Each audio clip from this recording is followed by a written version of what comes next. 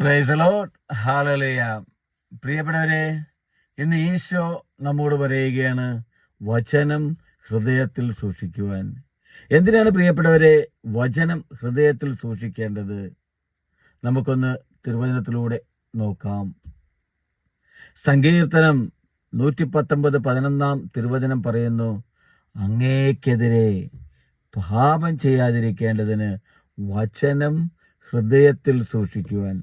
അതേ പ്രിയപ്പെട്ടവരെ, പാപം ചെയ്യാതിരിക്കുവാൻ, ദൈവത്തിനെതിരെ പാപം സ്വരുക്കൂട്ടാതിരിക്കുവാൻ വചനമാകുന്ന ഈശോയെ ഹൃദയത്തിൽ സൂക്ഷിക്കുവാൻ എന്നോടും നിങ്ങളോടും പറയുകയാണ്.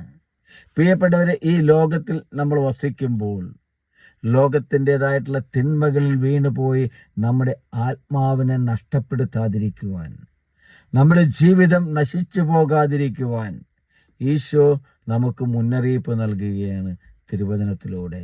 വചനമാകുന്ന ഈശോയെ എൻ്റെയും നിങ്ങളുടെയും ഹൃദയത്തിൽ സൂക്ഷിക്കുവാൻ.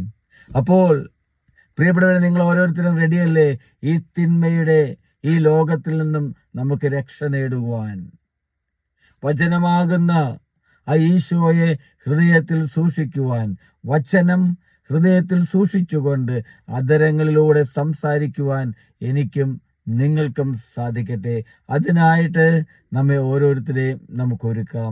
പ്രിയപ്പെട്ടവരെ, ഓർക്കുക, പാപത്തിൽ നിന്നും രക്ഷ നേടുവാൻ. ഹല്ലേലൂയ. ആമേൻ.